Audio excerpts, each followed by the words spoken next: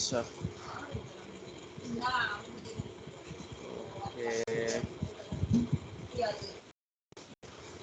Okay, so recording on হয়েছে।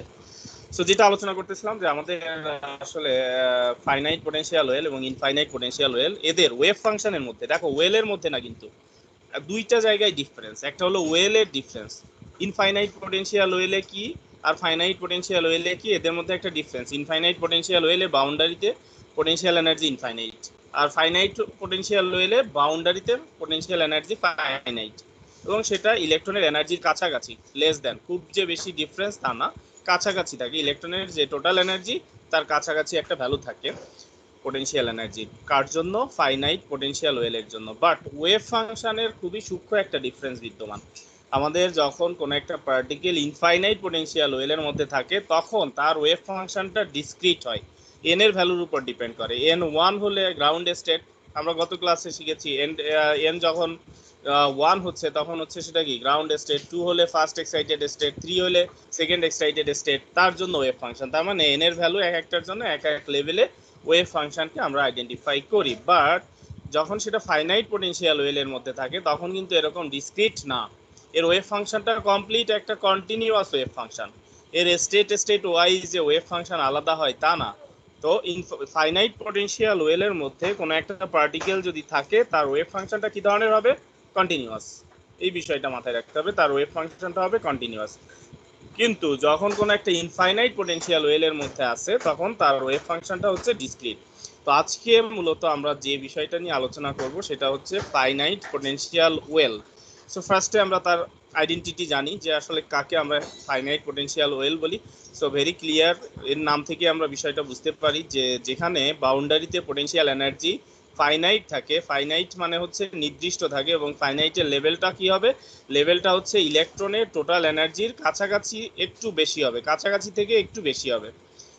Infinite potential ওয়েলের example কি? যে বড় একটা ইদারার মধ্যে, বড় একটা কূপের মধ্যে কোনো একটা বিড়াল পড়ে যায় যদি, তাহলে তার জন্য ওই বাউন্ডারিটা অসীম, সে কখনো জাম্প করে হাজারবার চেষ্টা করলেও জাম্প করে কখনো ওই বাউন্ডারিকে ক্রস করতে পারবে না। তাহলে ওই বিড়ালের জন্য বড় কূপ বা বড় ইদারাটা হচ্ছে একটা ইনফাইনাইট পোটেনশিয়াল ওয়েল। বাট একটা বিড়াল যদি ছোট একটা বাকেটে পড়ে যায়, ছোট একটা বালতির ভিতরে অথবা কোনো একটা ওয়াটার কন্টেইনারের মধ্যে পড়ে যায়, তাহলে কি হবে? সেখান থেকে কিন্তু জাম্প করে ওভার হতে পারে, কয়েকবার চেষ্টা করলো, 10 বার 20 বার চেষ্টা করার পরে দেখা গেলো একবার সে ওভারকাম করে ক্রস করে চলে যেতে পারে। তো ফাইনাইট পোটেনশিয়াল ওয়েলও কিন্তু ওরকম, যেখানে এমন একটা ওয়েল, এমন একটা ব্যারিয়ার, যে ব্যারিয়ারটা ইলেকট্রনের মোট এনার্জির কাছাকাছি। ইলেকট্রনের মোট এনার্জির কাছাকাছি মানে কি?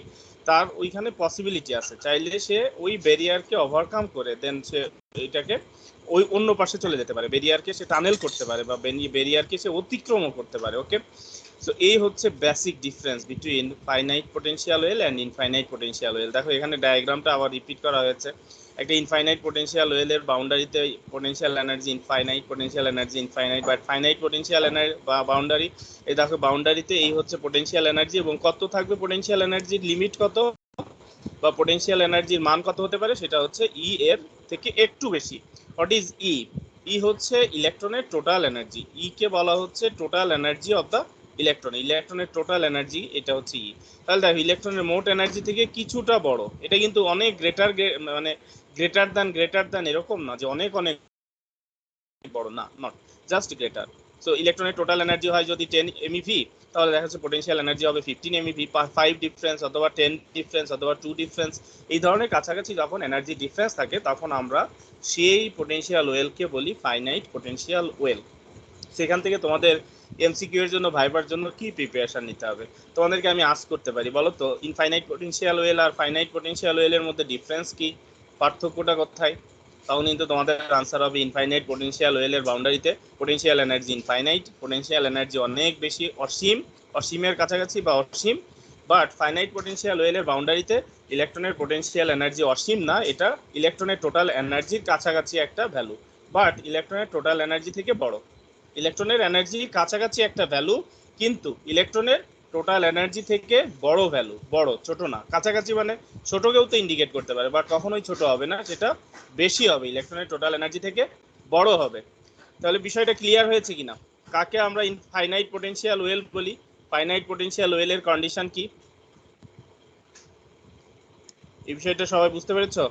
আমি কিন্তু এমসিকিউ তে দিতে পারি which one is the condition for the finite potential well is less than U. দেখো চারটা অপশন থাকতে পারে। এক নাম্বার অপশন হচ্ছে E is less than U, যে আমার ফাইনাইট পোটেনশিয়াল ওয়েলের টোটাল ইলেকট্রনের টোটাল এনার্জি পোটেনশিয়াল এনার্জি থেকে কম হবে, নাকি E is greater than U হবে, অথবা E is equals to U হবে। এরকম চারটা অপশন থাকতে পারে। তো তোমাদের সেখান থেকে বেস্ট অপশনটা চুজ করতে হবে, which one is the correct option. তো এখানে দেখো এই যে একটা হচ্ছে লেস দ্যান, আর একটা গ্রেটার দ্যান, আর একটা ইকুয়াল। তিনটা তিনটা ভিতর থেকে তোমাদের বেস্ট কার জন্য ফাইনাইট। দেখো ফাইনাইট আর ইনফাইনাইট এখানে কিন্তু দুইটা লেটারের মাত্র ডিফারেন্স। তো ফাইনাইটকে পড়তে যে তুমি ইনফাইনাইট চিন্তা করলে হবে না, আবার ইনফাইনাইটের ক্ষেত্রে ফাইনাইট চিন্তা করলে হবে না। ফাইনাইট মানেই হচ্ছে নির্দিষ্ট, তার মানে তার একটা ফিক্সড ভ্যালু আছে, কম্পারেবল একটা ভ্যালু আছে। আর ইনফাইনাইট মানে হচ্ছে যেটা নির্দিষ্ট না, যার ভ্যালুটা অসীম, অনেক বড় ভ্যালু, অনেক কম্পেয়ার করা যায় না, যেটার সাথে কোনো তুলনাই হয় না, মানে ওই ইলেকট্রনের মোট এনার্জির সাথে ওই এনার্জির ভ্যালুটা কম্পেয়ারই করা যায় না। এই ধরনের ভ্যালু হলে তখন সেটা ইনফাইনাইট। তো এই ডিফারেন্সটা মাথায় রাখলে তোমরা ফাইনাইট এবং ইনফাইনাইট পোটেনশিয়াল ওয়েলের মধ্যে পার্থক্য রিলেটেড যে কোনো এমসিকিউ সহজে গ্রিপ করতে পারবা এবং কারেক্ট আনসারটা সহজেই চুজ করতে পারবা। এরপরে আমরা আসবো ওয়েভ ফাংশন নিয়ে। কি নিয়ে? যে ফাইনাইট পোটেনশিয়াল ওয়েলের মধ্যে থাকলে সেখানে ওয়েভ ফাংশন কেমন হবে।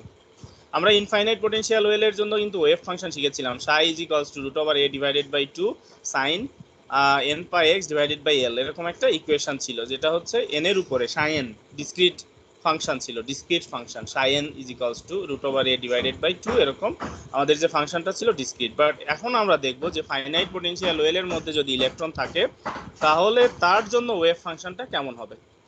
সো সেক্ষেত্রে আমাদের ফার্স্টে যে কাজটা করতে হবে, শ্রোডিঞ্জার ইকুয়েশনের কথা চিন্তা করতে হবে। আমাদের শ্রোডিঞ্জার ইকুয়েশনটাকে একটু চেঞ্জ করে, একটু রিঅ্যারেঞ্জ করে নিতে হবে। তো দেখো ফার্স্টে যে শ্রোডিঞ্জার ইকুয়েশন, এটাকে আমরা কিভাবে লিখতে পারি, এটাকে পার্শিয়াল ফর্মে লিখি, কিন্তু যখন এখানে দেখো এই জায়গায় পার্শিয়াল ফর্মে আমরা লিখি নাই, কারণ এটা শুধুমাত্র পজিশনের উপর ডিপেন্ডেন্ট, পজিশনের উপর ডিপেন্ডেন্ট, অনলি ডিপেন্ডেন্সি হচ্ছে পজিশনের, টাইম নাই। এইটাকে কিন্তু পার্শিয়াল লিখতে হয় না। কেন? কারণ এটা টাইম ইন্ডিপেন্ডেন্ট, টাইম ইন্ডিপেন্ডেন্ট, বিষয়টা গুরুত্বপূর্ণ। টাইম ইন্ডিপেন্ডেন্ট শ্রোডিঞ্জার ইকুয়েশনকে পার্শিয়াল লেখা দরকার হয় না। কারণটা জানতে হবে, হোয়াট ইজ দ্য রিজন। আমরা ইনফাইনাইট, আমরা টাইম ডিপেন্ডেন্ট শ্রোডিঞ্জার ইকুয়েশনকে পার্শিয়াল লিখতে হবে, কারণ ওখানে দুইটা ভেরিয়েবল আছে, একটা হচ্ছে পজিশন আর একটা হচ্ছে টাইম, এই কারণে সেখানে পার্শিয়াল আকারে লিখতে হয়। বাট আমরা টাইম ইন্ডিপেন্ডেন্ট শ্রোডিঞ্জার ইকুয়েশনকে কিন্তু পার্শিয়াল ফর্মে না লিখলেও হয়। এখানে আমরা জাস্ট লিখেছি জি এর মাধ্যমে। জি যখন লিখবো তখন বুঝতে হবে this is not the partial differential form, এটা পার্শিয়াল ডিফারেন্সিয়াল কোনো ফর্ম না। তো ডি এর মাধ্যমে আমরা ইকুয়েশনটাকে লিখেছি D double derivative D square psi divided by D X square plus 2m divided by X cut square E minus U into psi is equals to 0।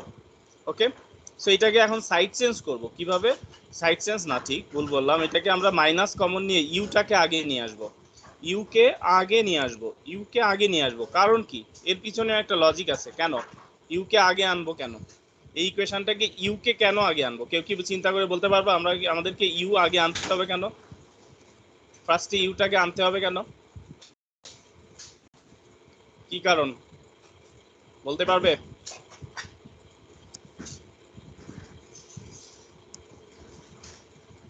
তোমরা কি আমাকে ক্লিয়ার শুনতে পাচ্ছ তো? Is it okay?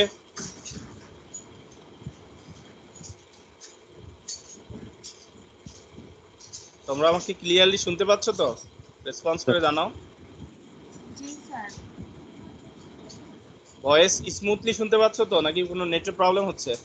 Sir voice আপনার network আছে, আমাদের জায়গাতে একটু ভয়েসটা প্রবলেম করতেছে, ভয়েসটা একটু প্রবলেম করতেছে আমারটাতে স্যার একটু নেটওয়ার্ক সমস্যা করতেছে। ও আচ্ছা আচ্ছা আচ্ছা, এই যে দেখো এখানে যে বিষয়টা ই মাইনাস ইউ আকারে ইকুয়েশনের ফর্মটা আছে, ই মাইনাস ইউ আকারে, কিন্তু আমাদেরকে এটা ইউ মাইনাস ই আকারে নিয়ে যেতে হবে ফাইনাইট পোটেনশিয়াল ওয়েলের জন্য। কারণ কি, কারণ ফাইনাইট পোটেনশিয়াল ওয়েলে হচ্ছে ইউ ইজ গ্রেটার দ্যান ই। দেখো ইউ পোটেনশিয়াল এনার্জি ইলেকট্রনের টোটাল এনার্জি থেকে গ্রেটার, দ্যাট মিনস এইভাবে আমাদের ফর্মটাকে সাজায় নিয়ে আসতে হবে, নট ম্যান্ডেটরি, বাট এভাবে লিখলে এটা একটা ম্যাথমেটিক্যাল স্যাটিসফ্যাকশন ইকুয়েশন হয়। এটাকে আমরা বলি ম্যাথমেটিক্যালি স্যাটিসফাইড ইকুয়েশন, যে আমার যেহেতু ইউ গ্রেটার দেন, তাহলে কি করব, ইউটাকে আমরা ফার্স্টে লিখি। ফার্স্টে লেখার জন্য আমি মাইনাস কমন নিয়েছি, মাইনাস কমন নিলে হচ্ছে you minus E into psi is equals to 0। এ দেখো মাইনাস কমন নিলে এখানে আগে প্লাস ছিল, এখানে প্লাসের পরিবর্তে মাইনাস চলে আসলো, যেহেতু মাইনাস কমন নিয়েছি। সো ইকুয়েশনটা হচ্ছে D square psi divided by dx square minus 2m divided by square square U minus E psi is equals to 0। এখন এইখানে যে কনস্ট্যান্ট পার্টটা আছে, কনস্ট্যান্ট টার্মটা আছে, সেটা কি 2m divided by a square square u minus e, 2m divided by a square square u minus e। এখন এর ভিতরের এই টার্মটাকে আমরা পুরো টার্মটার রুটকে একটা কনস্ট্যান্ট টার্মের মাধ্যমে প্রকাশ করব, যেটা হচ্ছে a। তাহলে দেখো আমি a কাকে ধরবো, a হবে হচ্ছে রুট ওভার এতটুকু, শুধু এতটুকু, দেখো রুট ওভার এই অংশটা, এই স্কয়ার কিন্তু রুটের বাইরে, ভালো করে বুঝো, এই স্কয়ারটা রুটের বাইরে, রুটের ভিতরে না, এই স্কয়ার পার্টটা রুটের বাইরে।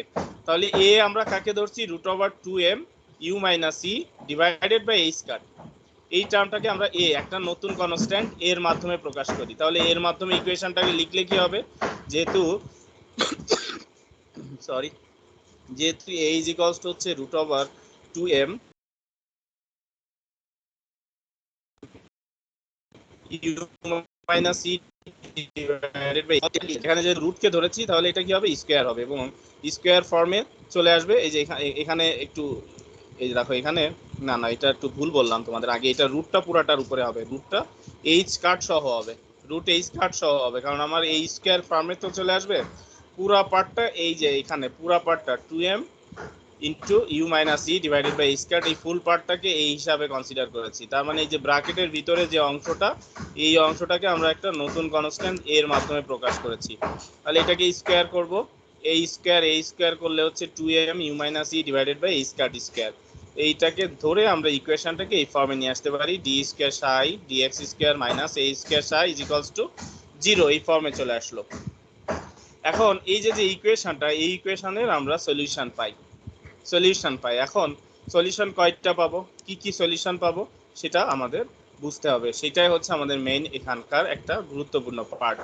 আমরা ইনফাইনাইট পোটেনশিয়াল ওয়েলে যখন দেখেছি তখন তার মধ্যে একটা রিজিয়ন ছিল, একটা মাত্র জায়গা ছিল, মানে একটাই কূপের বাইরেও ডান দিকেও ইলেকট্রনের যাওয়ার কোনো সম্ভাবনা ছিল না, বাঁ দিকেও যাওয়ার কোনো সম্ভাবনা ছিল না, ইলেকট্রন এই জায়গায় বন্ধি, এর এদিকেও যাওয়ার কোনো পসিবিলিটি নাই, ডান দিকেও যাওয়ার কোনো পসিবিলিটি নেই, অথবা বাঁ দিকেও যাওয়ার কোনো পসিবিলিটি নেই।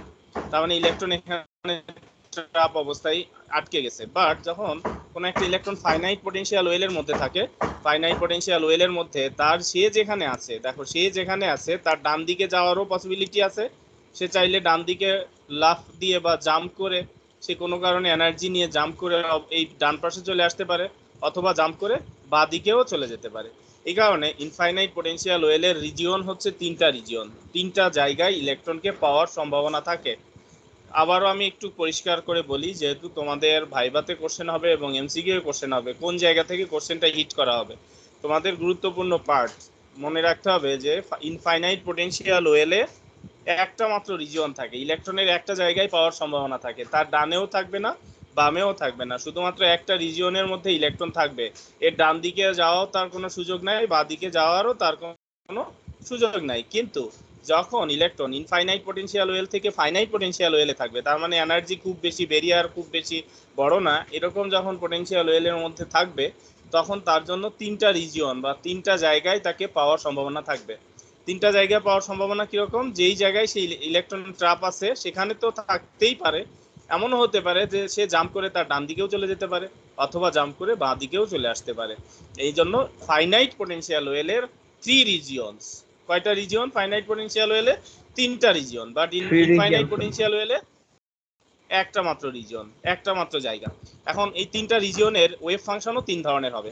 রিজিয়ন 1 এর জন্য ওয়েভ ফাংশন এক ধরনের হবে, তার কাছাকাছি বা সিমিলার হবে রিজিয়ন 3 এর জন্য, যেহেতু একই রকম ওপেন জায়গা। আর রিজিয়ন 1 বা রিজিয়ন 2 যেটা বা মেইন রিজিয়ন যেটা, সেখানে ওয়েভ ফাংশনটা হবে আরেক ধরনের। তো ফাইনাইট পোটেনশিয়াল ওয়েলে 3টা রিজিয়ন। ফার্স্ট রিজিয়নের জন্য, রিজিয়ন 1 এর জন্য আমরা ওয়েভ ফাংশন হচ্ছে এটার সলিউশন,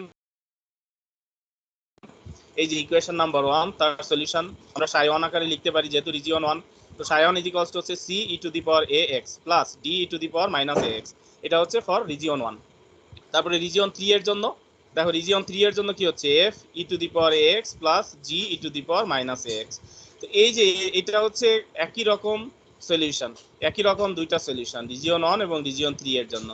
সি এবং ডি হচ্ছে দুইটা different normalisation constant, but region 3 এর জন্য নরমালাইজেশন কনস্ট্যান্ট আলাদা হচ্ছে, কারণ রিজিয়ন 3 এবং রিজিয়ন 1 দুইটা দুই ডিরেকশনে। রিজিয়ন 1 যদি পজিটিভ হয় তাহলে রিজিয়ন 3 নেগেটিভ, অথবা রিজিয়ন 3 যদি পজিটিভ হয় তাহলে রিজিয়ন 1 নেগেটিভ। এই যে দেখো আমাদের ডান দিকে এই যে এটা হচ্ছে positive x direction, positive x direction. তো পজিটিভ এক্স ডিরেকশনে হচ্ছে রিজিয়ন 3, এই জন্য তার নরমালাইজেশন কনস্ট্যান্টটা আলাদা হচ্ছে, আর রিজিয়ন 1টা হচ্ছে নেগেটিভ এক্স ডিরেকশনে, তার নরমালাইজেশন কনস্ট্যান্টটা আলাদা হচ্ছে এবং তাদের বাউন্ডারি কন্ডিশনও আলাদা হবে। সো রিজিয়ন 1 এর জন্য আমাদের ওয়েভ ফাংশনটা এভাবে লিখতে পারি, এই ইকুয়েশনের এর মাধ্যমে, এই ইকুয়েশনের সলিউশন সেটা এর মাধ্যমে। এ কিন্তু কোনো কিছু না, এ কিন্তু কোনো বিষয় না, এ হচ্ছে এ হচ্ছে √2m u - e divided by e square. M হচ্ছে mass of the electron, U হচ্ছে পোটেনশিয়াল এনার্জি, ই হচ্ছে ইলেকট্রনের টোটাল এনার্জি, আর এই স্কয়ার তো জানোই যে রিডিউস প্লাঙ্কস কনস্ট্যান্ট। সো এই বিষয়গুলো সমন্বয়ে হচ্ছে এ। এখন ওই এর মাধ্যমে রিজিয়ন 1 এর ওয়েভ ফাংশনকে আমরা কিভাবে লিখতে পারি? তো wave function ψ1 is equals to c e to the power ax plus d e to the power minus ax। আর রিজিয়ন 3 তে শুধু একই থাকবে, ওয়েভ ফাংশনটা একই থাকবে, যেহেতু একই রকম রিজিয়ন। রিজিয়ন কিন্তু দুইটা একই রকম, রিজিয়ন 1 এবং 3 দুইটা একই রকম, শুধু ডিফারেন্স কি? ডিরেকশন ডিফারেন্স, অপোজিট ডিরেকশন, একটা পজিটিভ আর একটা নেগেটিভ। এই ডিরেকশন আলাদা হওয়ার কারণে তাদের নরমালাইজেশন কনস্ট্যান্টটাও ডিফারেন্ট। দ্যাট মিন্স ইকুয়েশনটা হচ্ছে f e to the power ax plus g e to the power minus ax। এখন এসে আমরা এখানে বাউন্ডারি কন্ডিশন অ্যাপ্লাই করব রিজিয়ন 1 এ। ফার্স্ট রিজিয়নের জন্য ফর রিজিয়ন 1 আমরা বাউন্ডারি কন্ডিশন অ্যাপ্লাই করব। এখন দেখো রিজিয়ন 1টা কোন দিকে? রিজিয়ন 1 কি পজিটিভ দিকে না নেগেটিভ দিকে? রিজিয়ন 1টা ডেফিনেটলি -x ডিরেকশনের দিকে, দ্যাট মিন্স নেগেটিভ দিকে। সো -x ডিরেকশনের দিকে যেহেতু, তার x এর লিমিট কত হতে পারে? x এর লিমিট হচ্ছে -ইনফিনিটি হতে পারে। x এর ভ্যালু আমরা -ইনফিনিটি বসাইতে পারি। x এর ভ্যালু যখন -ইনফিনিটি বসাবো, x যখন -ইনফিনিটি হবে তখন হচ্ছে e to the power plus infinity হয়, এই ভ্যালুটা 0 হয়ে যায়। এই যে ব্র্যাকেটের মধ্যে e to the power plus infinity, এটা 0 হয়, দেন আমাদের normalisation constant d is equals to 0। তাহলে বাউন্ডারি কন্ডিশন কি? x টেন্ডস টু -ইনফিনিটি, then d is equals to 0। এটা হচ্ছে আমার রিজিয়ন 1 এর বাউন্ডারি কন্ডিশন। এখন রেড দিয়ে যেটাকে বক্স করে দিলাম, এটা কি রিজিয়ন 1 এর বাউন্ডারি কন্ডিশন। তাহলে তোমাকে যদি ভাইভাতে বা এমসিকিউ এ বলা হয় যে region 1 for finite potential well, region 1 তার বাউন্ডারি কন্ডিশন কি? বাউন্ডারি কন্ডিশন কি হবে? তখন তোমার আনসার হবে এ when x tends to -infinity then normalization constant d is equals to 0। এটা হচ্ছে বাউন্ডারি কন্ডিশন। তাহলে ওই বাউন্ডারি কন্ডিশন অ্যাপ্লাই করলে ওয়েভ ফাংশন কি হবে? What is the equation for the wave function by applying boundary condition?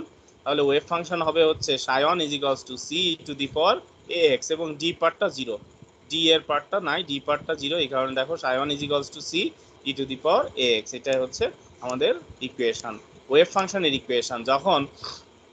যখন কি হচ্ছে, যখন আমার রিজিয়ন 1 এ ইলেকট্রন থাকার সম্ভাবনা থাকে ওই রিজিয়নে, তাহলে আমরা ওয়েভ ফাংশনকে এভাবে ডিফাইন করতে পারি, ψ1 is equals to c to the power ax। তাহলে রিজিয়ন 3 তে কি হবে? রিজিয়ন 3 তে এর অপোজিট হবে, যেহেতু এখানে c ভ্যানিশ হয়ে গিয়েছে, তাহলে রিজিয়ন 3 তে কি কোনটা ভ্যানিশ হয়ে যাবে? d, এখানে d ভ্যানিশ হয়ে গিয়েছে, তাহলে রিজিয়ন 3 তে c ভ্যানিশ হবে। দ্যাট মিন্স রিজিয়ন 3 এর বাউন্ডারি কন্ডিশন কি? x tends to positive infinity, that means plus infinity, then c must be is equals to 0। এটা হচ্ছে রিজিয়ন 3 এর বাউন্ডারি কন্ডিশন। এই কন্ডিশনে কিন্তু এমসিকিউ থাকবে, অথবা তোমার ভাই কোশ্চেন আস্ক করা হবে। For region 3 what is the boundary condition? x tends to plus infinity then c is equals to 0। এটা হচ্ছে boundary condition for region 3। So এখানে আমাদের ওয়েভ ফাংশনের ইকুয়েশন কি হবে? ψ3 is equals to d e to the power minus ax।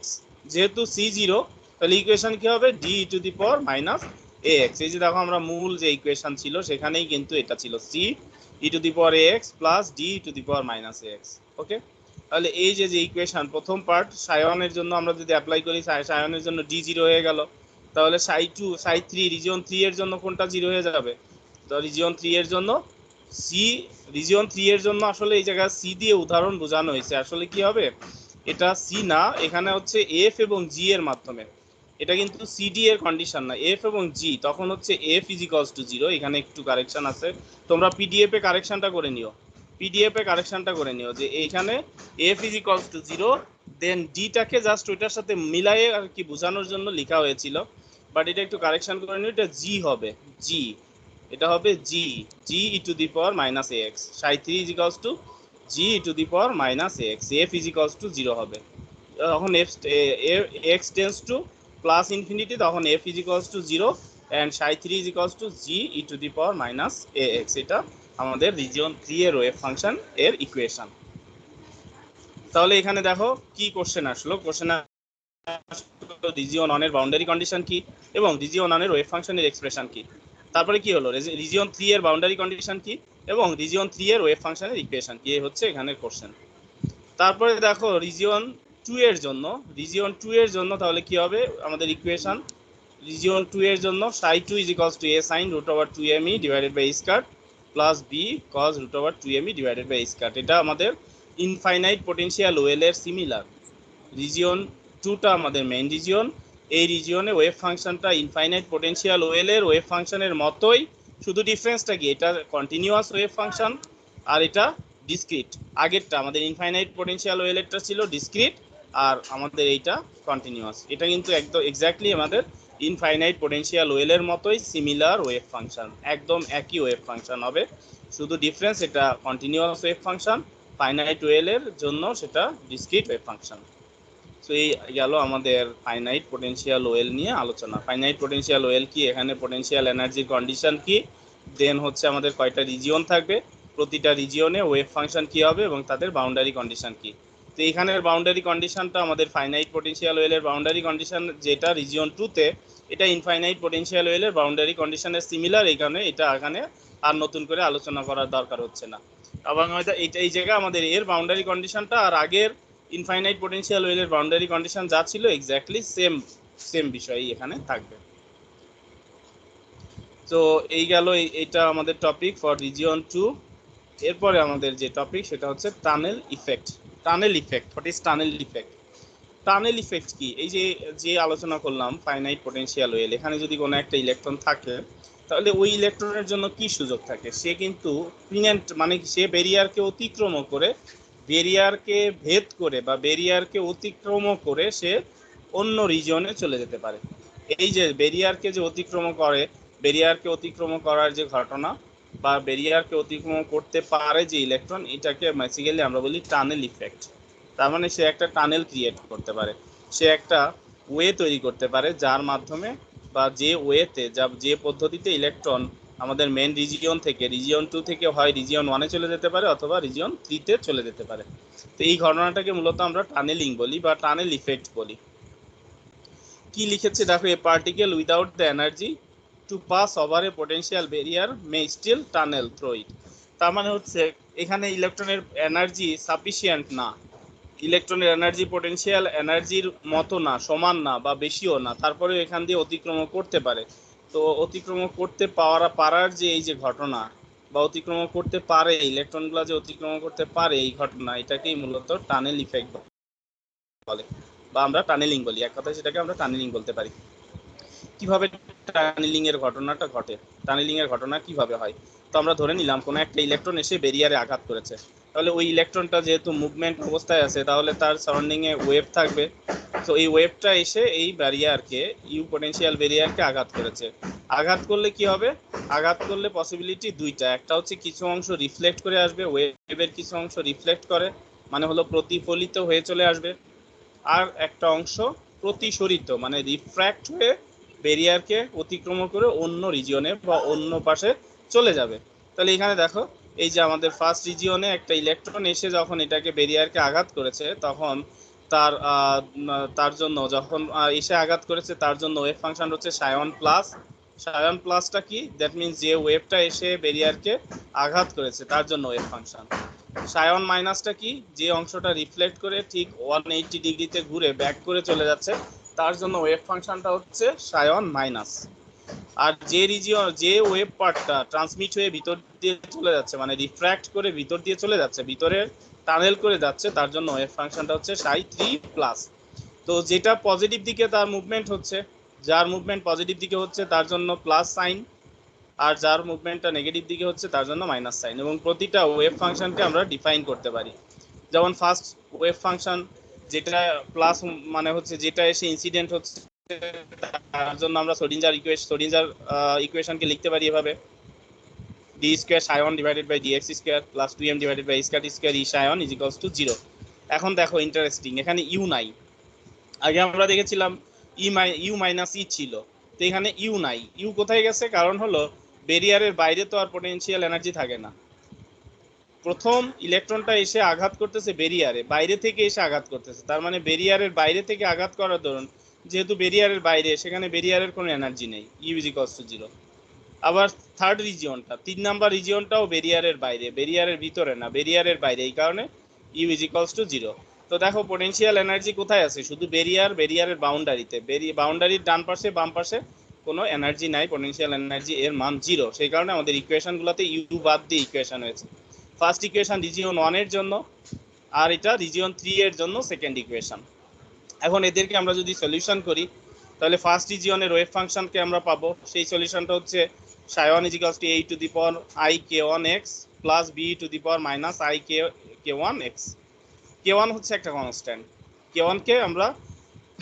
k1 কে একটা transmission constant বলা হয়, ট্রান্সমিশন কনস্ট্যান্ট। k1 কি? k1 হচ্ছে k1 = √2me divided by h কাট, এটা k1 ওয়েভ নাম্বার হিসাবে প্রকাশ করলে সেটা 2π/λ, আর কনস্ট্যান্ট হিসাবে দেখাইলে সেটা কি হচ্ছে? k1 = √2me divided by h কাট। এই পার্টটাকে k1 হিসাবে ধরা হয়েছে, ট্রান্সমিশন কনস্ট্যান্ট, নতুন একটা কনস্ট্যান্ট হিসাবে ধরা হয়েছে। এবং সেই নতুন কনস্ট্যান্টের মাধ্যমে আমরা যদি রিজিয়ন 1 এর ওয়েভ ফাংশনকে লিখি তাহলে আমাদের ওয়েভ ফাংশনের এক্সপ্রেশন হবে ψ1 = a⁴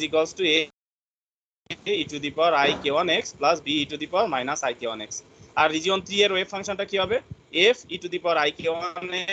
প্লাস g⁻−i k1x। দেখো রিজিয়ন 3 এর নরমালাইজেশন কনস্ট্যান্ট f এবং g ছিল, এই কারণে এখানে fg আসছে। সো এখন দেখো আমরা সামারি করতে পারি যে আমাদের যে ওয়েভটা আসবে সেটাকে আমরা ইনকামিং ওয়েভ বলি, মানে হচ্ছে ইলেকট্রনটা এসে আঘাত করবে যেটা, তার সাথে যে ওয়েভটা থাকবে সেই ওয়েভের নাম হচ্ছে ইনকামিং ওয়েভ। ইনকামিং ওয়েভের ওয়েভ ফাংশন ψ1 প্লাস a⁴ আর রিফ্লেক্ট হয়ে যে ওয়েভটা ব্যাক করে চলে যাচ্ছে সেটার জন্য আমাদের ওয়েভ ফাংশন ψ1 মাইনাস, সেটাকে কি লিখতে পারি? b⁻ik1x। তাহলে বাকি অংশগুলো কোথায় গেল? বাউন্ডারি কন্ডিশন অ্যাপ্লাই করলে ওই অংশগুলো চলে গেল, বাউন্ডারি কন্ডিশন অ্যাপ্লাই করলে কি হচ্ছে? ওই অংশগুলো 0 হয়ে যাচ্ছে। এই জন্য ইনকামিং ওয়েভের জন্য আমাদের ψ1 প্লাস এর এক্সপ্রেশন a⁴ রিফ্লেক্টেড ওয়েভের জন্য ψ1 মাইনাসের এক্সপ্রেশন হচ্ছে b⁻−i k1x। আর ট্রান্সমিটেড হয়ে যাচ্ছে যেটা, সেটার জন্য ওয়েভ ফাংশনে যে ψ3 প্লাস f⁴ রিজিয়ন 3 তে, তার মানে এখানে g = 0। এগুলো নরমাল বাউন্ডারি কন্ডিশন তিনটা অ্যাপ্লাই করলে আমরা এই তিনটা ইকুয়েশন পাই। ইনকামিং ওয়েভের জন্য একটা ওয়েভ ফাংশন ইকুয়েশন, দেন রিফ্লেক্টেড ওয়েভের জন্য ওয়েভ ফাংশন ইকুয়েশন, দেন ট্রান্সমিটেড ওয়েভের জন্য ওয়েভ ফাংশন ইকুয়েশন। এরপরে যেটা আমাদের ট্রান্সমিশন প্রবাবিলিটি কি? মানে হচ্ছে একটা ওয়েভ, একটা ইলেকট্রনের সাথে যে ওয়েভটা আছে সেই ওয়েভটা যে ট্রান্সমিট হতে পারবে, ব্যারিয়ারের ভিতর দিয়ে অতিক্রম হয়ে অন্য পাশে যেতে পারবে, তার সম্ভাবনা কত, তার প্রবাবিলিটি কত, সেই বিষয়টা আমরা ক্যালকুলেট করতে হয়। কেন ক্যালকুলেট করা দরকার? আমাদের জানা দরকার যে আমার ইলেকট্রন যদি এখানে থাকে তাহলে কত % সম্ভাবনা আছে এটা ডান পাশের রিজিয়নে যেতে পারে বা বাম পাশের রিজিয়নে যেতে পারে, তার সম্ভাবনা কত %। এই টানেলিং এর বিষয়টা যদি আমরা না জানা থাকে তাহলে কিন্তু আমি কোনো ডিভাইস তৈরি করতে পারবো না। জানো, কোনো একটা ডিভাইস তৈরি করতে গেলে লিকেজ আমাদের হিসাব করতে হয়, টানেলিং হিসাব করতে হয়। মনে করো তুমি একটা ডায়োড তৈরি করতে যাচ্ছ, কোনো একটা ট্রানজিস্টর তৈরি করতে যাচ্ছ, বা আরো অ্যাডভান্স লেভেলের আইসি তৈরি করতে যাচ্ছ, দেখা গেলো তুমি সুন্দর মতো তৈরি করছো, ইলেকট্রনগুলো সব টানেল করে এক জায়গা থেকে আর এক জায়গায় যেয়ে ওইটা কিছু সাথে সাথে পুড়ে বাস্ট হয়ে গেল। তো টানেলিং এর হিসাবটা না জানা থাকলে তুমি কি ডিভাইস বানাইতে পারবা? কখনোই বানাইতে পারবা না। ডিভাইস বানাই অ্যাপ্লাই করার 2-1 সেকেন্ডের মধ্যে পুড়ে বাস্ট হয়ে যাবে, কারণ ওখানে দেখা যাচ্ছে সবগুলো টানেল হয়ে গেছে। টানেলের জন্য তোমাকে প্রোটেকশন নিতে হবে এবং টানেলের হিসাবগুলো জানা থাকতে হবে। টানেলের বিষয়গুলো না জানলে কোনো ডিভাইস অ্যাপ্লিকেশন করা যায় না। সেখানে না যায় না কেন? কারণ ইলেকট্রনগুলো সব লিক করবে, বা এক রিজিয়নে তুমি একটা জায়গার মধ্যে রেখেছো, ব্যারিয়ার দিয়েছো, যেমন ডিপ্লেশন লেয়ার তৈরি করেছো, বাট সব ডিপ্লেশন লেয়ার ক্রস করে করে করে করে অন্য জায়গায় চলে যাচ্ছে। তো এই ধরনের টানেলিং এর হিসাব, এনার্জি সব ক্যালকুলেশন করে কিন্তু একটা ডিভাইস অ্যাপ্লিকেশন করার জন্য একটা ডিভাইস তৈরি করতে হয়। সেই ক্ষেত্রে আমাদের tunnelling, barrier depletion, barrier penetration ability, এসব কিছু থিওরিটিক্যাল ক্যালকুলেশন জেনে তখন সেই অনুসারে আমাদেরকে ডিভাইস তৈরি করতে হয়। তাহলে সেই ট্রানজিশন প্রবাবিলিটি এর টার্মটা আমাদের জানা দরকার যে সেটা কিভাবে ক্যালকুলেট করতে পারি।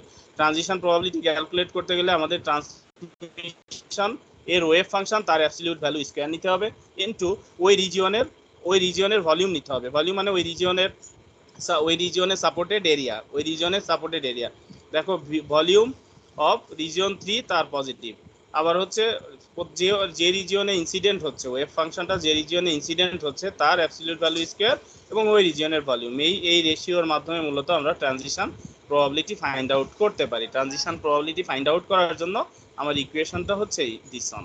এখন দেখো এটা এই জায়গায় আমরা যদি ভ্যালুগুলো বসাই, সায়ন অ্যাবসলিউট ভ্যালু স্কয়ার করি, এই ভলিউমের ক্যালকুলেশন করি, তাহলে আমি একটা ইকুয়েশন পাই। ইকুয়েশনটা ড্রাইভ করে সেটা যাওয়া যায়। আমি ডেরিভেশনটা এখানে আর দেখাচ্ছি না, আমি সরাসরি ইকুয়েশনটাতে চলে যাই পরের স্লাইডে, যে আমাদের ট্রানজিশন প্রবাবিলিটি এর ইকুয়েশনটা কি আসে। ট্রানজিশন প্রবাবিলিটির ইকুয়েশন আসে t = e⁻² into k into l। এখানে k2 আকারেও লিখতে পারো, এখানে বিষয়টা k2 হয়, অথবা সরাসরি k কনস্ট্যান্টটাকে কেও লিখতে পারো। তোমরা চাইলে k2 ও লিখতে পারো, কেও লিখতে পারো। কে দিয়ে আমরা জেনারেলি ট্রান্সমিশন কনস্ট্যান্টকে আইডেন্টিফাই করি, সেটা k1 দাও বা k2 দাও, সে একই বিষয়ে মিন করবে। তবে আরো অ্যাডভান্স লেভেলে গেলে ডিফারেন্স আছে, k1 k2 এর মধ্যে ডিফারেন্স আছে। তো এখন জেনারেল যেহেতু আমরা একদম বেসিক ফান্ডামেন্টাল বিষয়গুলো জানতে যাচ্ছি, সেখানে k1 k2 এর ডিফারেন্স বিষয়গুলো আমরা এখন অ্যাডভান্স ওই বিষয়গুলো নিয়ে আলোচনা করব না। তো এখানে জেনারেলি আমরা এই ট্রান্সমিশন কনস্ট্যান্ট k নিয়েই আলোচনা করব, এবং k কি, k হচ্ছে √2m u - e divided by square. এর পরিবর্তে আমরা k লিখতে পারি। তাহলে সেখানে যদি k এর পরিবর্তে বসাই, দেন আমার ট্রান্সমিশন প্রবাবিলিটি t, যেটা আমি আগের স্লাইডে দেখাইলাম, যে আগের স্লাইডে যে ইকুয়েশনটা দেখিয়েছি, যে আমাদের psi3 plus absolute value square into volume 3 plus divided by psi1 plus absolute value square divided by volume 1 plus, এই যে ক্যালকুলেশন, এই ক্যালকুলেশনটা করলে বেসিক্যালি আমি এই ইকুয়েশনটা পাবো -2kl। তো এই ক্যালকুলেশনটা আসলে আমাদের বইয়ের অ্যাপেন্ডিক্সে দেওয়া আছে, তোমরা যদি কেউ ইন্টারেস্টেড থাকো দেখতে পারো কিভাবে আসে। অনেক তিন পেজের একটা ক্যালকুলেশন, অনেকগুলো স্টেপ পরপর ফোরিয়ার ট্রান্সফরমেশন অ্যাপ্লাই করার পরে এই ইকুয়েশনটা আসে। তো তোমরা দেখতে চাইলে নিজেরা একটু দেখতে পারো বাসায়, যদি ওটা দেখে না বোঝো আমাকে কনসাল্টিং টাইমে অবশ্যই নক করতে পারো। যারা বেশি ইন্টারেস্টেড জানতে চাও যে আসলে ইকুয়েশনটা কিভাবে আসছে, এটা একটু বেশ বড় টাইপের ইকুয়েশন ট্রান্সমিশনে, এই জন্য আর আমি এখানে দেখাই নেই, পুরো ডিটেলস আমি এখানে আলোচনা করি নাই যে কিভাবে আসছে। ডেরিভেশনটা আমাদের বইয়ের অ্যাপেন্ডিক্স পার্টের মধ্যে, এই চ্যাপ্টারের অ্যাপেন্ডিক্স লাস্টের দিকে অ্যাপেন্ডিক্স আছে, সেই অ্যাপেন্ডিক্স ডেরিভেশনটা দেওয়া আছে, চাইলে তোমরা দেখতে পারো। তো কি হলো, আমাদেরকে জানতে হবে কি, আমাকে জানতে হবে যে অ্যাপ্রক্সিমেট ট্রান্সমিশন প্রবাবিলিটি, অথবা শুধু ট্রান্সমিশন প্রবাবিলিটি বললেও আমরা এই ইকুয়েশনটাকে মিন করব, the equation for the transmission probability অথবা the equation for the approximate transmission probability t = e⁻² k * l, t = e⁻² k * l, -2 k * l। Two তো কনস্ট্যান্ট, k হচ্ছে ট্রান্সমিশন কনস্ট্যান্ট, যেটা calculate করতে গেলে আমার এটা লাগবে √2m u - e divided by square লাগবে, আর l হচ্ছে বেরিয়ার ওয়াইড, বেরিয়ারের পুরুত্ব কত বা বেরিয়ারের ওয়াইডটা কত, সেটা হচ্ছে l এর মাধ্যমে আমরা ডিনোট করি বা l এর মাধ্যমে আমরা প্রকাশ করি। তো t এর ভ্যালু 0 মানে কি, কখনোই ইলেকট্রন টানেল করতে পারবে না। t এর ভ্যালু যদি 1 হয় তাহলে অবশ্যই টানেল করবে, পসিবিলিটি, এটা কি একটা পসিবিলিটি, মানে প্রবাবিলিটির ভ্যালুর মতো, সেই অনুসারে আমরা বলতে পারি। ওকে, এরপরে দেখো আমরা একটা ম্যাথ প্রবলেম সলভ করব about the approximate transmission probability. তো এত সময় পর্যন্ত আমি যে আলোচনা করেছি তোমরা রেসপন্স করো, তোমাদের কি বিষয়গুলো ক্লিয়ার হয়েছে কিনা, নাকি কোনো পার্ট আবার আলোচনা করতে হবে? যদি এমন কোনো পার্ট থাকে যে স্যার আর একটু আলোচনা করলে কি ক্লিয়ার হবে, সেটা বলতে পারো, ওখানে আমি আবার আলোচনা করব। তোমরা একটু রেসপন্স করে জানাও। স্যার ফাইনাইটের স্যার ওই যে ইলেকট্রনের জাম্পটা স্যার একবার একটু বুঝাই দিন।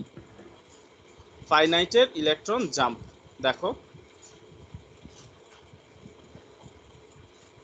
কোথায় ছিলাম, এটা না, এই তো এখানে দেখো, এইটা হচ্ছে আমাদের ফাইনাইট পটেনশিয়াল, ঠিক আছে। এই যে ডায়াগ্রামটা আমি রেড কালার দিয়ে এটাকে বক্স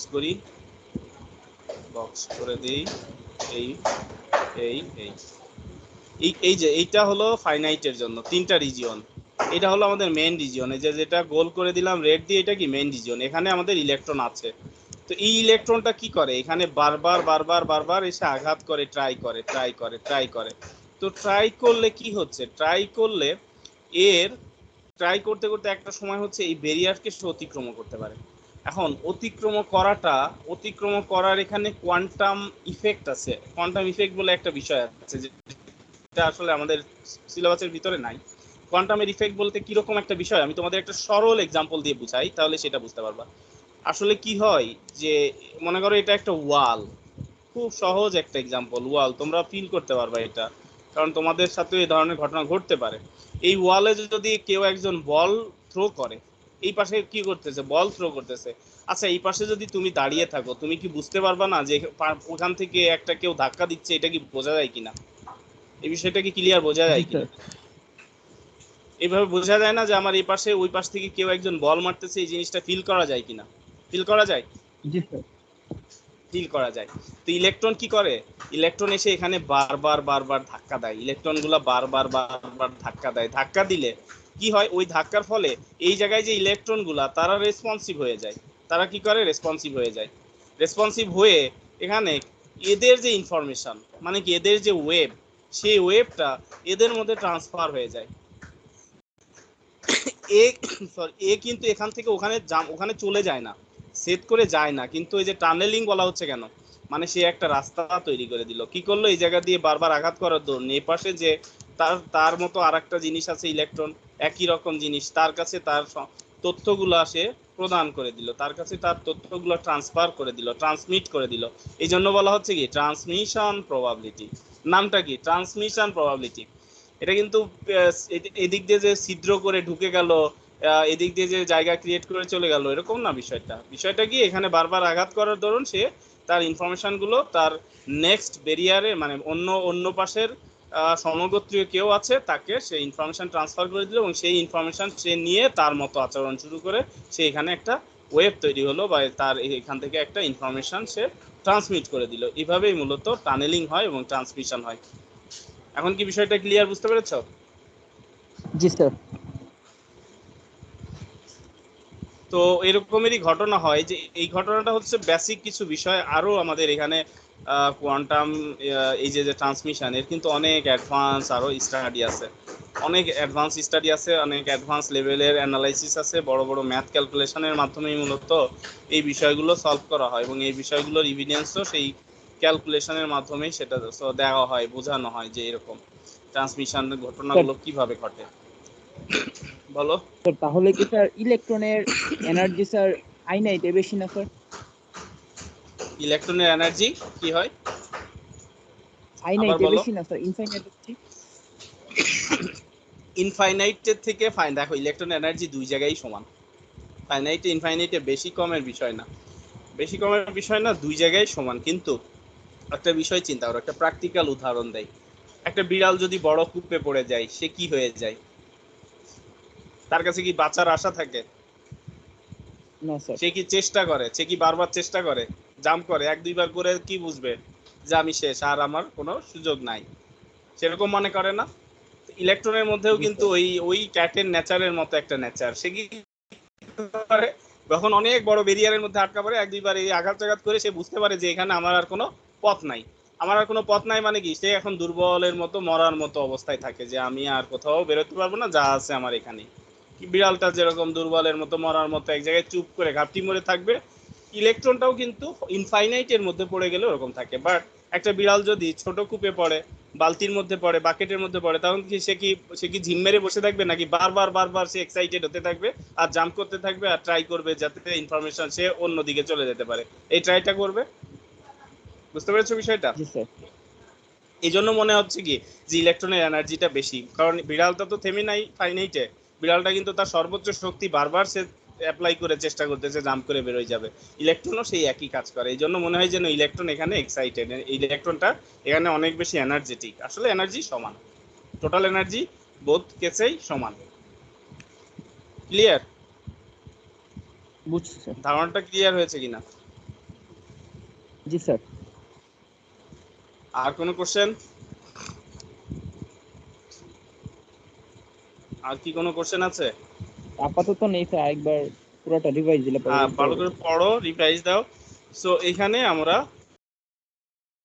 ট্রান্সমিশন প্রবাবিলিটি এর ইকুয়েশন গেলাম। এরপরে ট্রান্সমিশন প্রবাবিলিটি যদি আমরা ক্যালকুলেশন করি, তাহলে আমাদের ট্রান্সমিশন প্রবাবিলিটির যে ক্যালকুলেশন ইকুয়েশন হবে t is equals to e⁻² into k into l। k হচ্ছে ট্রান্সমিশন কনস্ট্যান্ট, যেটা আমরা ক্যালকুলেট করতে পারি k is equals to √2m u minus e divided by h cut.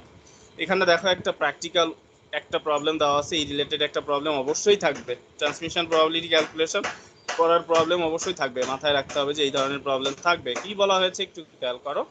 Electrons with এনার্জিজ 1 electron volt, তার মানে ইলেকট্রনের energy কত? 1।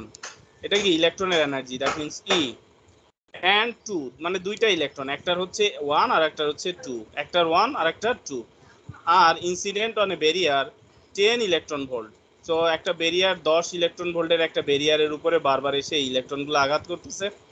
I and 0.50 হচ্ছে তাদের ওয়াইড এল। তাহলে ইউ এর ভ্যালু দেওয়া আছে, ইলেকট্রনের এনার্জির ভ্যালু দেওয়া আছে, এল এর ভ্যালু দেওয়া আছে। আমাদেরকে কি ফাইন্ড আউট করতে হবে? Find their respective transmission probability.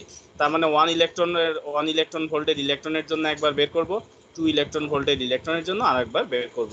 So ফার্স্টে 1 ইলেকট্রন ভোল্টের ইলেকট্রনের জন্য যদি আমরা বের করি, দেখো এই যে ই হচ্ছে 1 ইলেকট্রন ভোল্ট, ইউ এর ভ্যালু 10, এল এর ভ্যালু হচ্ছে 0.50 ন্যানোমিটার। ন্যানোমিটারকে আমরা মিটারে কনভার্ট করে নিয়েছি ইন্টু 10⁻⁹, এবং আমার ওয়ার্কিং ফর্মুলা হচ্ছে T is equals to e⁻² into K into L. সেখানে আমরা ভ্যালু বসাই, -2 ইন্টু কে এর value 1.54 into 10⁻10 into 5 into 10⁻10। Calculation করলে আমাদের ভ্যালু পাওয়া যাচ্ছে 2.05 ইন্টু 10⁻7। এর কোনো ইউনিট নাই, যেহেতু এটা প্রবাবিলিটি, ট্রান্সমিশন প্রবাবিলিটি, এর কোনো কি হবে? ইউনিট হবে না, এর কোনো ইউনিট নাই। তো কে এর ভ্যালুটা কিন্তু আমাদের সরাসরি দেওয়া থাকবে না, কে এর ভ্যালুটা আমাদের বের করে নিতে হবে। K is equals to √2m u minus c divided by h cut. এ দেখো 2 ইন্টু m হচ্ছে ইলেকট্রনের ম্যাস, আমরা বসিয়েছি 9.1 ইন্টু 10⁻31। আর ইউ হচ্ছে পোটেনশিয়াল এনার্জি 10, মাইনাস ইলেকট্রনের এনার্জি হচ্ছে 1, 10⁻1 ইন্টু ইন্টু কি এখানে এই যে দেখো 2 ইন্টু এখানে হচ্ছে এটা হচ্ছে এই যে এখানে 1.6 ইন্টু 10⁻19 নেওয়া হয়েছে। কে কে বলতে পারবে এটা কেন নেওয়া হয়েছে? দেখি তোমাদের একটু চিন্তা ভাবনা যাচাই করি, এখানে কেন নেওয়া হলো, এটা মাল্টিপ্লাই কেন করা হয়েছে, রিজনটা বলো তো, কোন কারণে এটা নেওয়া হয়েছে? কে বলতে পারবা? স্যার ওটা বলো। 1 ইলেকট্রোভোল্ট ইকুয়াল টু স্যার অত জুল এনার্জি, তো ভেরি ওটাকে গুড, স্যার ভেরি আমরা গুড, ভেরি গুড, জুলে কনভার্ট করেছি। Exactly the correct answer. এখানে এই যে 10 আর 1 এগুলা কিন্তু দেওয়া আছে ইলেকট্রন ভোল্টে, সেটাকে আমাদের জুলে কনভার্ট করে নিতে হলো। তো 10⁻1, এটা 10 হচ্ছে ইউ এর ভ্যালু, ইউ এর ভ্যালু 1, তো 10⁻1 ইন্টু আমাদের ইলেকট্রন ভোল্টকে জুলে কনভার্ট করে নেওয়া হচ্ছে 1.6 ইন্টু 10⁻19 দ্বারা মাল্টিপ্লাই করেছি, করে জুলে কনভার্ট করে নিয়েছি, দেন ক্যালকুলেশন করে কে এর ভ্যালু পেয়ে গেলাম। এখন ওই ভ্যালুগুলো বসিয়ে ট্রান্সমিশন প্রবাবিলিটি বের করেছি। এখন দেখো দুইটা আমি এখানে 1 এর জন্য বের করে দিয়েছি, শুধু 2 এর জন্য দিলে কি হবে? ডিফারেন্সটা হবে ই এর জায়গায় হবে 2, আর কোনো ডিফারেন্স নাই, আর সব সেম থাকবে। 1 এর জায়গায় হবে 2, এই যে 10⁻1 হয়েছে, এখানে হবে 10⁻2, এতটুকু শুধু ডিফারেন্স, আর কোনো ডিফারেন্স হবে না। দেন বি পার্টে বলেছে how are they affected if the barrier is double in wide. ওয়াইডটা যদি দ্বিগুণ করে দেওয়া হয় তাহলে কি হবে, তাহলে তাদের প্রবাবিলিটি কত হবে সেটা বের করতে হবে। তো আমরা এই ওয়াইডটাকে দ্বিগুণ করে দিয়েছি, এল এর ভ্যালু হচ্ছে 0.5 into 2, that means 1 nanometre, 1 into 10⁻9। তো এটা দিয়ে ক্যালকুলেশন করো, ক্যালকুলেশন করলে যে 1 ইলেকট্রন ভোল্টের জন্য আমরা ভ্যালু পাচ্ছি 4.2 ইন্টু 10⁻14। তার মানে ট্রান্সমিশন প্রবাবিলিটি কত দেখো, অনেক অনেক গুণ বেড়ে গিয়েছে। ব্যারিয়ারের ওয়াইডটা দ্বিগুণ হয়ে গেলে এটা প্রায় মানে অনেক গুণ, বিলিয়ন গুণ সম্ভাবনা কমে যায়। আগে ছিল 10⁻7, এখন হয়ে গেছে 10⁻14। তাহলে দেখো সম্ভাবনা কত কমে গিয়েছে, -7 গুণ কমে গিয়েছে, এত এত বেশি হারে কমে গিয়েছে।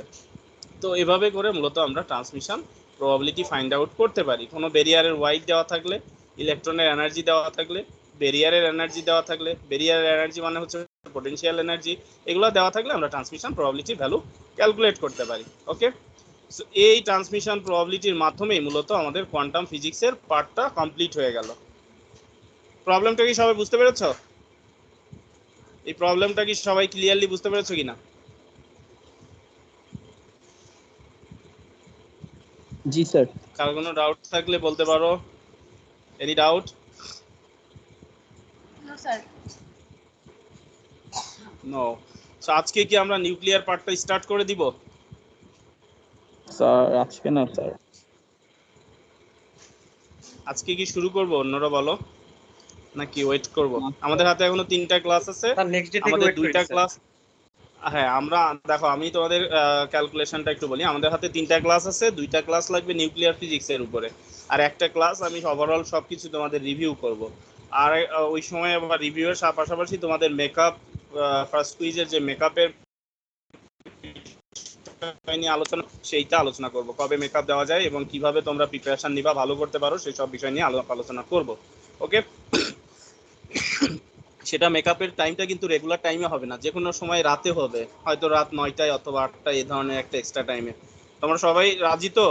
এক্সট্রা আমি একটা মেকআপ নিব। মেকআপ মানে কি জি স্যার। তোমাদের জি স্যার, কুইজ জি স্যার। 1 মানে ফাইনাল টার্মের ফার্স্ট যে কুইজ, সেটা সবাই বলেছিল স্যার একটা মেকআপ নেন, একটা মেকআপ নেন। তো সেই জন্য আমি একটা মেকআপ নিব ওইটার উপরে, কুইজ 1 এর উপরে, ওর রিপ্লেস করব। ওর মার্কসটা আমি পোর্টালে দেই নাই, দিয়েছি? দেই নাই কেন? দেই নাই এই কারণে যে আমি ওইটার একটা রিপ্লেস মেকআপ নিব, যাতে ওইটাতে তোমরা ভালো করতে পারো, ভালো মার্কস পাও। ভালো করে পড়াশোনা করলেই ভালো করতে পারবা, এটা হচ্ছে আমার কথা। প্রিপারেশন ভালো করে নিলেই কিন্তু শুধুমাত্র ভালো করতে পারবা।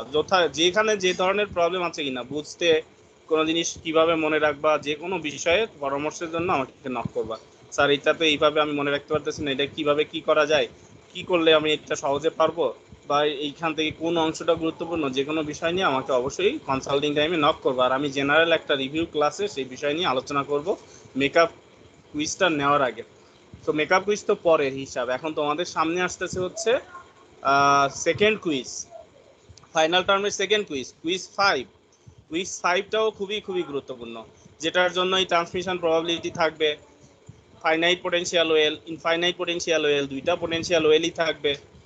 তারপরে হচ্ছে তোমার নিউক্লিয়ার ফিজিক্সের পার্টটাও থাকবে। নিউক্লিয়ার ফিজিক্সের পার্ট থেকে বেশি কোশ্চেন থাকবে, নিউক্লিয়ার ফিজিক্সের পার্ট থেকে একটু বেশি কোশ্চেন থাকবে, আর এই প্রবাবিলিটির পার্টগুলো থেকে একটু কম কোশ্চেন থাকবে। তার কারণ একটা নিউক্লিয়ার ফিজিক্সের কোশ্চেনগুলো খুব ইজিয়ার কোশ্চেন, এই জন্য ওখান থেকে একটু বেশি দিব, যাতে করে ওভারঅল 60% সবাই মোটামুটি পারো। এভাবেই আমি কুইজ এর জন্য কোশ্চেনটা করবো। তো নিউক্লিয়ার ফিজিক্সটা এখনো শুরু করি নাই, তো নেক্সট ক্লাসে শুরু করব। এবং তোমাদের কুইজ টুইজটা 2টা কখন নিব এবং আমি ওভারঅল সবকিছু একটু বলে রাখতেছি, তোমরা একটু মাইন্ডে রাখো, আমি পরে লিখিত আকারে দিব। তোমাদের অ্যাসেসমেন্ট উইক শুরু হবে 8 তারিখ থেকে, রাইট? তো 8 তারিখের ফার্স্ট যে ক্লাস, 8 তারিখের পরে ফার্স্ট যে ক্লাস মানডেতে হবে হচ্ছে তোমাদের কুইজ 2।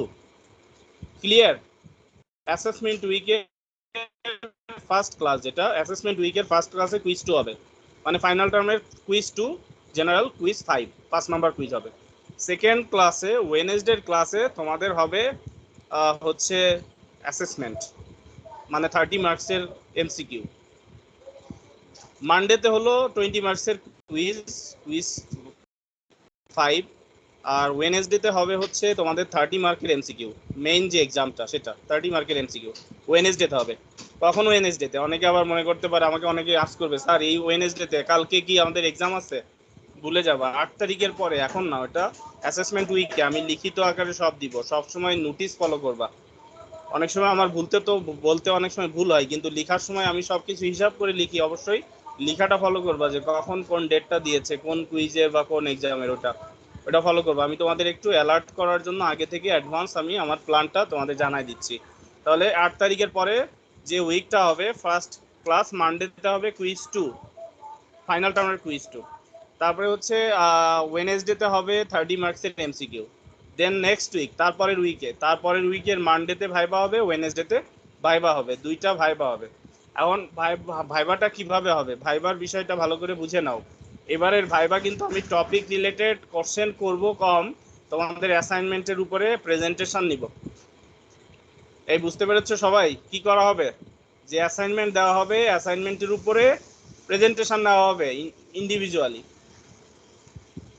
ক্লিয়ার? ফিজিক্স 2 তে যা করেছিলাম স্যার ওইটাই তো স্যার, তাই না স্যার? রাইট। ফিজিক্স 2 তে যেভাবে ছিল প্রেজেন্টেশন, ফিজিক্স 2 যারা করেছো তারা তো বুঝতে পারতেছো, কিন্তু অন্যদের জন্য তো বিষয়টা ক্লিয়ার হতে হবে। আমাদের প্রেজেন্টেশন নিতে হবে, প্রেজেন্টেশন নেওয়া হবে। তুমি যে অ্যাসাইনমেন্টটা করবা, অ্যাসাইনমেন্ট থেকে যে কোনো গুরুত্বপূর্ণ একটা টপিক দিয়ে 5টা স্লাইড রেডি করবা এবং সেটা 5 মিনিটসের মধ্যে প্রেজেন্ট করবা। সেই 5টা স্লাইডের প্রেজেন্টেশনের উপরে আমি তোমাদের 2-3টা কোশ্চেন আস্ক করব, তার উপরে প্রেজেন্টেশন এবং কোশ্চেনের উপরে আমি ডিপেন্ড করে মার্কিং করব। এভাবে একটা প্রেজেন্টেশন হবে। এটা হচ্ছে অ্যাসেসমেন্টস উইকের সেকেন্ড উইকে নেওয়া হবে। এইটা হলে আর তোমাদের হচ্ছে 2টা কুইজ হবে ফাইনাল টার্মে, আর একটা অ্যাসাইনমেন্ট থাকবে। ওই অ্যাসাইনমেন্টের উপরে মার্কিং থাকবে অ্যাজ ইউজুয়াল মিডিয়া যেরকম ছিল। ফাইনালে একটু ডিফারেন্স হচ্ছে, ফাইনালে কিন্তু সরাসরি টপিক রিলেটেড ভাইবা হবে না। ফাইনালে ভাইবাটা নিব তোমার প্রেজেন্টেশনের উপরে। তুমি অ্যাসাইনমেন্ট রেডি করবা এবং ওখান থেকে স্লাইড প্রেজেন্টেশন রেডি করবা, সেই প্রেজেন্টেশন শো করবা, প্রেজেন্ট করবা, তার উপরে তোমাকে ভাই কোশ্চেন আস্ক করা হবে। এই স্যার হচ্ছে টপিক আমাদের কি স্যার আমরা সিলেক্ট টোটাল করব প্ল্যান। না স্যার, আপনি দিয়ে দিবেন স্যার? না, আমি যে টপিকে তোমাদের অ্যাসাইনমেন্ট করতে দিব সেই টপিকের উপরেই তোমাকে প্রেজেন্টেশন রেডি করতে হবে। ওকে স্যার বুঝতে পেরেছো? তাহলে কি প্রেজেন্টেশনটা কি আমরা রেডি করে তারপর আপনাকে যখন প্রেজেন্ট করব তখন কি আপনি আমাদের কি কোশ্চেন করবেন, নাকি স্যার আমরা প্রেজেন্টেশনটা সম্পূর্ণ কমপ্লিট করার পর আপনি দেখে তখন আপনাদেরকে কোশ্চেন করবেন?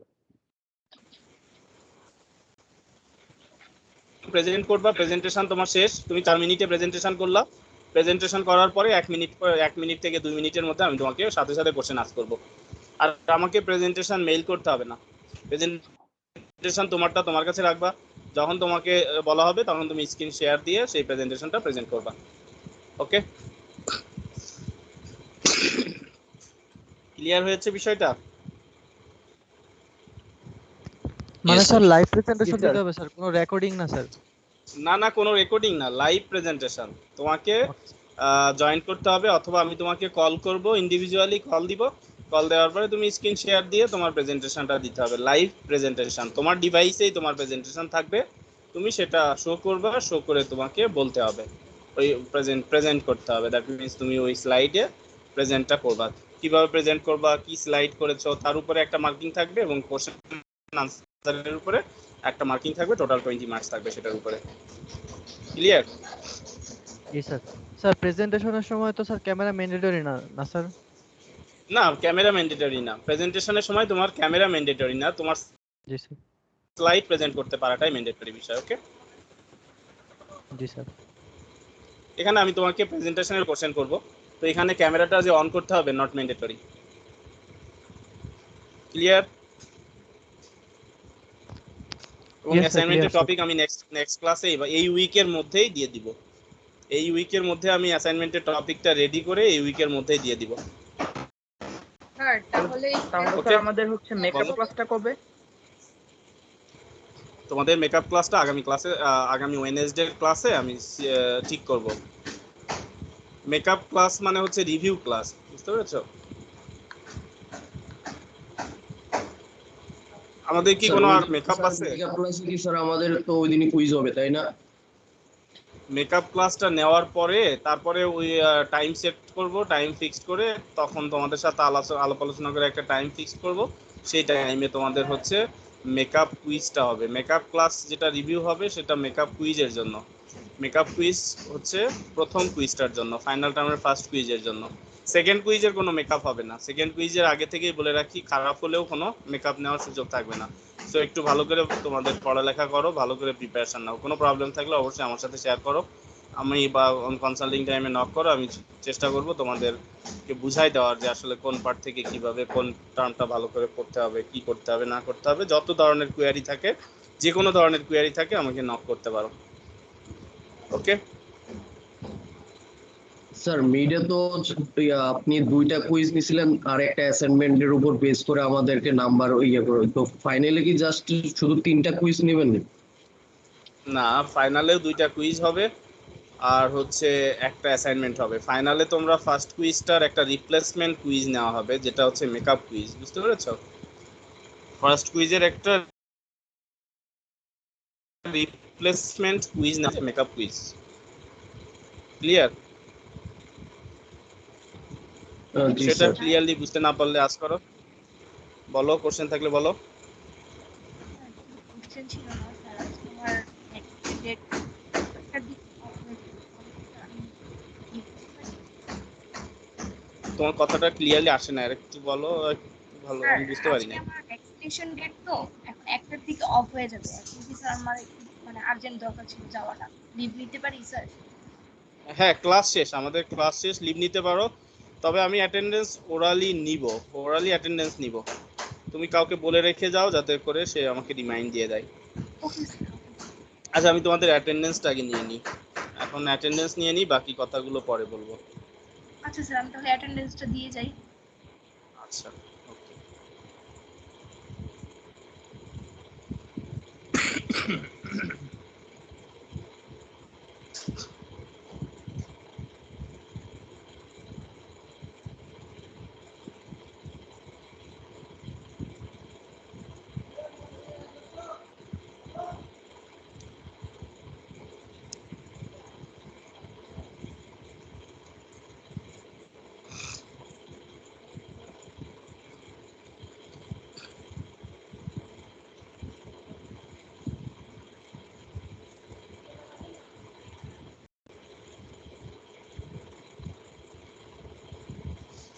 Response please. Tamalika Majumdar,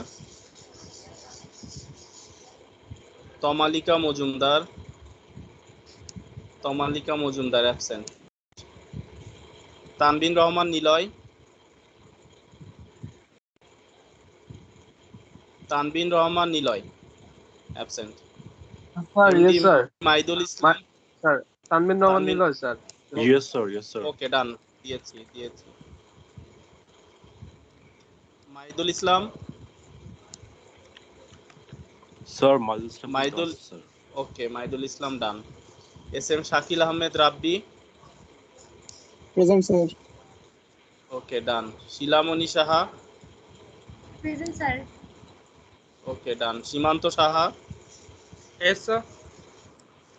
okay done.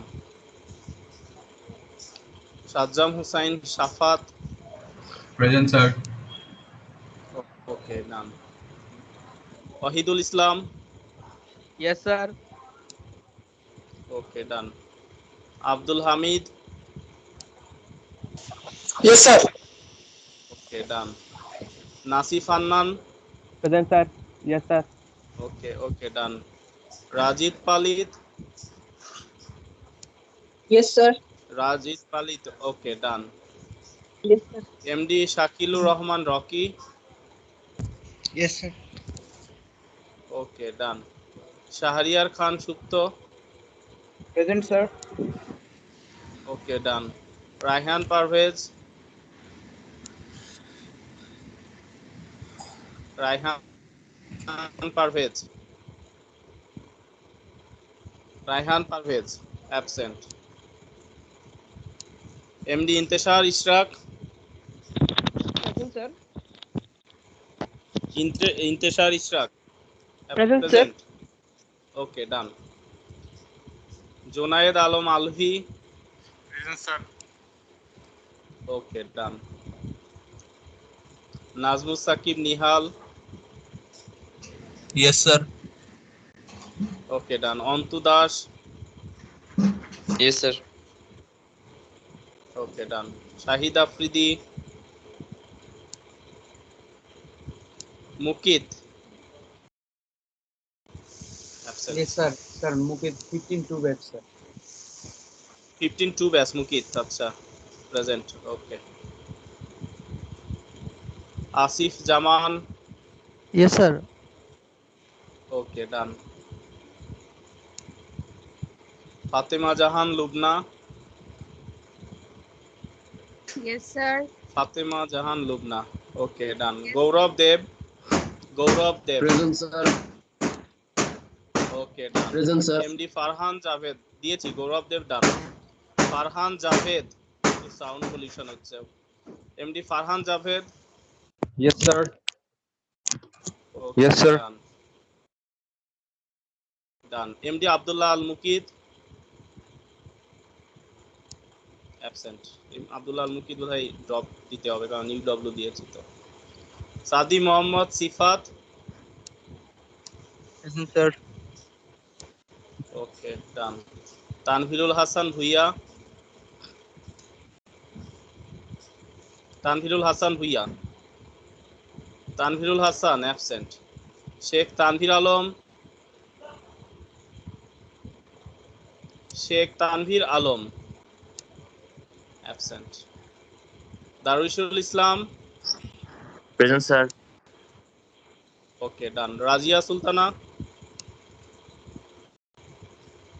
Razia Sultana, present sir. Okay done, present sir. দিয়েছি। রাজিয়া সুলতানা হয়েছে। Tauhidul Islam Samrat, Yes, sir. Okay done. Istiak Mahmud Rudra, Yes, sir. Istiak Mahmud Rudra, okay done. Ehsanul Haque, Present, please. Okay done. Mir Iftekharul, Yes, sir. Okay done. Anyone else? Sir Sheikh Tahidul Islam. Sheikh Tahidul Islam, Sir, Fahim Jamal. Sir Fahim Zaman, Secondly, Abrar Faisal. Fahim Zaman হয়েছে। শেখ আবরার ফয়সাল হয়েছে। আর আচ্ছা একটু একটু একটু একটু শেখ তৌহিদুল ইসলাম দিয়েছি। আর কে বললাম? স্যার আকরামুল হক। স্যার 20 20 বুঝতে পারি নাই তোমার কথা, আবার বলতে হবে। Sir, MD Shahid. ও শাহিদ আফ্রিদি, হ্যাঁ। একরামুল হক না আকরামুল হক? আচ্ছা আকরামুল হক, আকরামুল হক, আকরামুল হক দিয়েছি, ওকে ডান। শাহিদ আফ্রিদি ডান, আকরামুল হক ডান। আর কেউ? Raihan Parvez. রায়হান পারভেজ, আচ্ছা রায়হান পারভেজ, হ্যাঁ রায়হান পারভেজ দিয়েছি। আর কেউ? নো। সো এই হচ্ছে তোমাদের সাথে অ্যাটেন্ডেন্সের ঝামেলা হলো। এখন যে বিষয় সেটা তোমরা আশা করি বুঝতে পেরেছো আমাদের প্ল্যান কি, আমরা কিভাবে অ্যাসেসমেন্টগুলো নিব। অ্যাসেসমেন্টে আমরা ক্লাসগুলো সব শেষ করে ফেলবো। আর 3টা ক্লাস আছে, 3টা ক্লাসে আমাদের সিলেবাস কমপ্লিট হবে। তারপরে আমাদের অ্যাসেসমেন্ট উইক শুরু হবে। অ্যাসেসমেন্ট উইকের ফার্স্ট ক্লাসে তোমাদের ফাইনাল টার্মের সেকেন্ড কুইজটা নিব। সেকেন্ড কুইজ নিব এবং তোমাদের সাথে আলোচনা করব কখন মেকআপ নেওয়া যায়, কখন মেকআপ নেওয়া যায় সেটা আমি তোমাদের সাথে আলোচনা করে একটা ডেট সেট করব। ওই মেকআপের আগে আবার আমি একটা রিভিউ ক্লাস নিব, যাতে করে ওই মেকআপটা তোমরা ভালো করতে পারো সেই বিষয় নিয়ে আলোচনা করব। তোমাদের যত প্রবলেম থাকবে ওই জায়গার টপিকগুলো নিয়ে যদি কোনো প্রবলেম থাকে সেই বিষয়গুলো নিয়ে আলোচনা করব। আর তারপরের ক্লাসেই যেটা বুধবারের ক্লাসে 30 মার্কসের এমসিকিউ নিব, মেইন যে এক্সাম যেটা 30 মার্কসের এমসিকিউ। তারপরে নেক্সট উইক চলে যাবে, নেক্সট উইকের মানডেতে ভাইবা হবে, ওয়েডনেসডেতেও ভাইবা হবে। ভাইবা কীরকম? সেটা হলো অ্যাসাইনমেন্ট প্রেজেন্টেশন। তোমরা স্লাইড রেডি করবা পাওয়ার পয়েন্টে এবং সেটা প্রেজেন্ট করবা 5 মিনিটসের মধ্যে, ম্যাক্সিমাম 5 স্লাইড। মানে হচ্ছে তোমার ফ্রন্ট পেজ যেটাতে তোমার ইন্ট্রোডাকশন, তোমার নামটাম, ওইটা বাদ দিয়ে 5টা স্লাইড থাকবে, মেইন টপিকের 5টা স্লাইড। তার মানে 5 মিনিটসের মধ্যে তোমাকে প্রেজেন্ট করতে হবে, এভাবে স্লাইড রেডি করতে হবে। তো এইভাবে করে তুমি প্রেজেন্টেশন দিবা। প্রেজেন্টেশন হলো তোমার শেষ, তারপরে তোমাদের এইগুলোর পরে তোমাদের গ্রেড কমপ্লিট হয়ে যাবে, তোমাদের সব কমপ্লিট হয়ে যাবে। ঠিক আছে? তো কারো কোনো কোশ্চেন থাকলে আস্ক করতে পারো।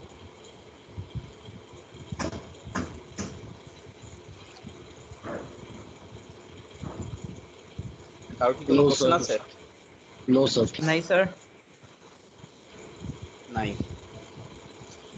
তাহলে ঠিক আছে, আজকে এই পর্যন্তই। নেক্সট ক্লাসে আমরা নিউক্লিয়ার ফিজিক্স স্টার্ট করব।